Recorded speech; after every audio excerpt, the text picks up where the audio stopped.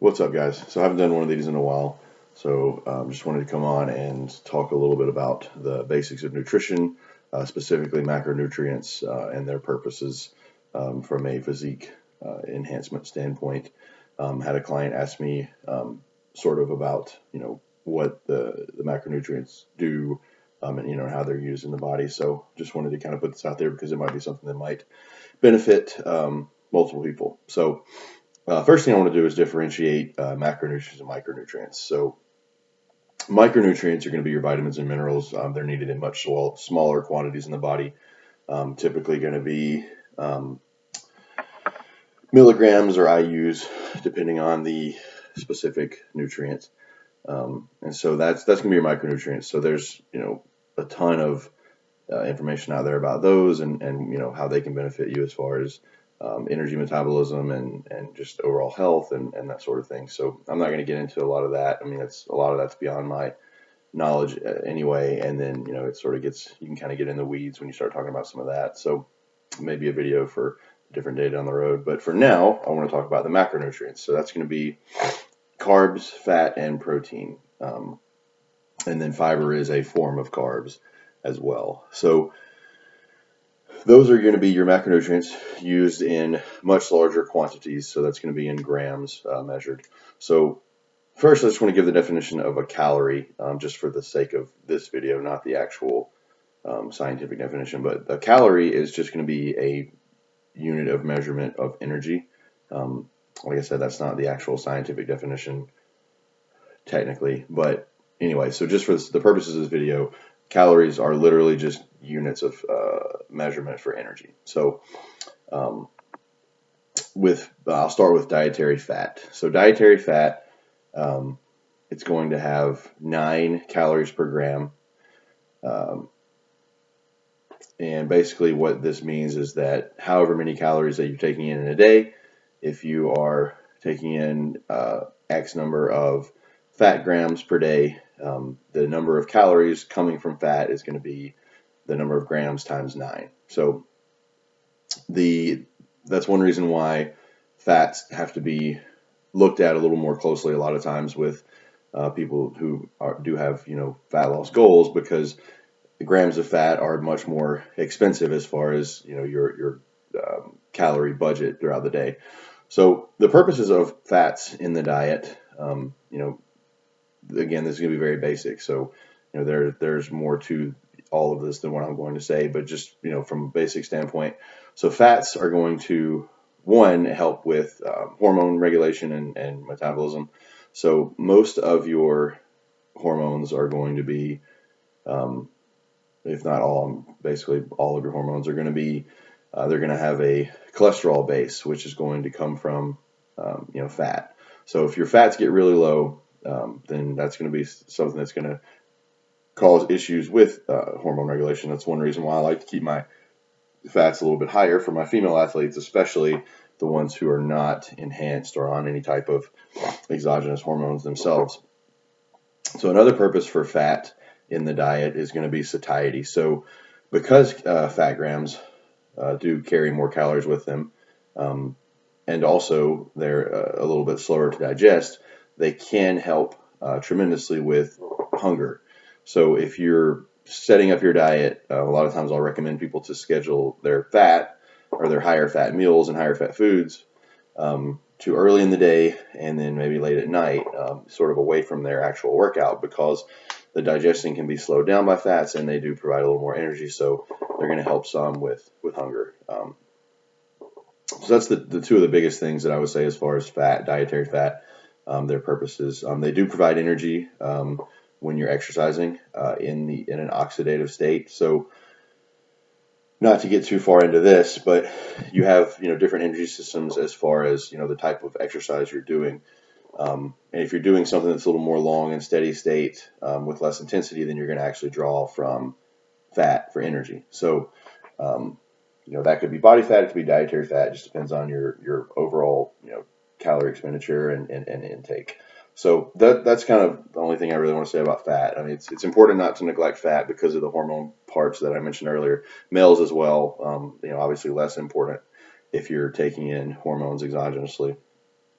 So carbohydrates, they're going to have 4 calories per gram, so a little less than half of dietary fat.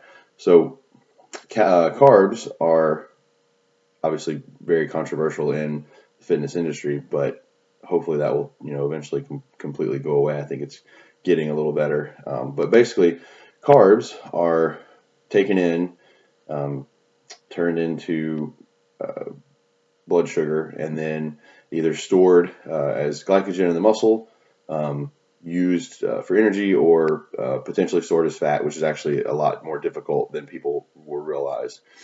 Um, so carbs are very important for energy, for exercise within those, higher intensity sessions, whether that's resistance training or whether it's, some type of sprinting, or, if you're doing high intensity cardio, that kind of thing. That's where you're going to use those carbohydrates for energy, in the form of glycogen and blood sugar. So carbs, very important for training, for physique enhancement. Another thing that people forget about a lot of times is, everybody is scared of insulin, from a fat gain and storage standpoint. But if you're trying to put on muscle, insulin is a very anabolic hormone.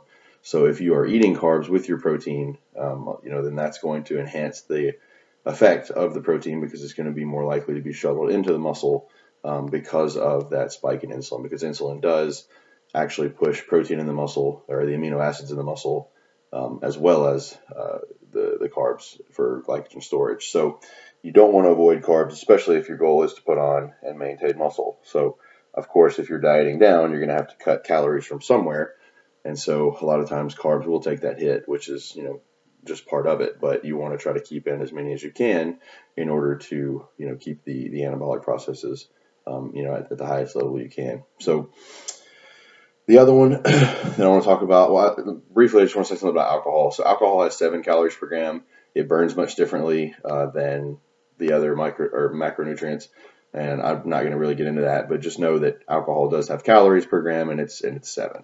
So last thing I want to talk about, protein. Protein is important for muscle building, recovery, other parts of the body, hair, skin, nails, that kind of thing. So that's it's very important that protein is considered and taken in pretty large quantities, relative to the person, if you have physique enhancement goals. So, and I don't know if I said it, but protein is 4 calories per gram as well. But it does break down a bit differently. It's very difficult to turn amino acids into body fat. So it's not likely that you will store protein in the form of body fat. So something to keep in mind if you are going through a pretty strict heavy deficit. The high protein could help with hunger, and then also, of course, muscle retention at that point. So that's really kind of all I wanted to say. I just wanted to talk about each one, what they do. So I guess I can give some examples of types of foods, for each. So carbs, it's going to be your starchy vegetables, potatoes, rice, that kind of thing. Any sugars, so whether that's processed or highly processed snack foods, that kind of thing, or if it's going to be fruit. There are different types of sugars. I'm not going to get into that, but fruit does contain a different type of sugar that's stored a little bit differently. But again, that can get kind of controversial too. I'm not going to get into that. But vegetables have carbs. A lot of the carbs from vegetables are fiber, which are broken down differently than regular carbs. So if your fiber is varying from day to day, that could be something that could throw your diet off, because it could cause water retention, and also just the actual calories that you're able to use could be changing back and forth if you are varying fiber. So fiber vegetable is going to come from vegetables. There are different sources of breads, tortillas, that sort of thing, that have extra fiber. Fruit's going to have some fiber. Nuts will have fiber, nut butters. So all those types of things are going to carry some fiber, but also those have carbs as well, and beyond just the fiber. As far as one other thing I want to talk about, there are different types of carbs. So, different types of carbs will digest at different rates, which can arguably be relevant as far as, body composition, depending on, timing and that sort of thing. I'm not going to get into that either, but some of the things to think about, some of the faster digesting carbs are going to be more highly processed, or if you have a fruit juice or something that's higher on the glycemic scale, then it's going to be digested much more quickly. And sometimes it's a good thing. Sometimes you need something that's going to get into your system quickly, and so that's not necessarily a bad thing.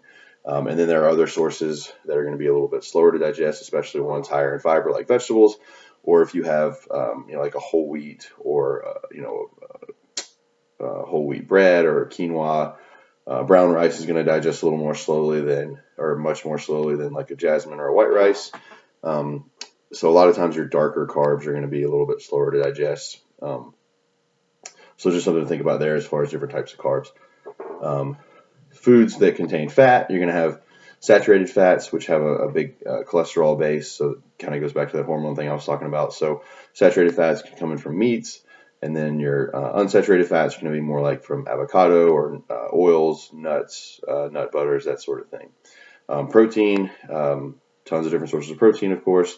Mostly going to be meat, eggs, anything animal related like dairy, milk and cheese, that sort of thing. And there are tons of vegan sources of protein as well that have nothing to do with meat. So, seitan, soy-based proteins. Beans have a pretty good bit of protein, and that sort of thing. So, tons of different options there as far as the different macronutrient. If you're looking for different types of foods. So that's kind of all I wanted to say. It's a lot of stuff that I've sort of been studying over the years. Like I said, very basic today. So if you have any questions or comments or anything, please put them below. I'd love to kind of go more in depth if anybody has any specific questions or whatever. But like I said, this is sort of a basic, foundation for some of this stuff. So thanks for watching if you stayed for the whole thing. Still kind of recovering from the weekend, trying to get some rest. So I'm a little sluggish today still, but I appreciate you guys sticking with me. Like I said, if you have any questions or anything, just hit me up. Thanks, guys.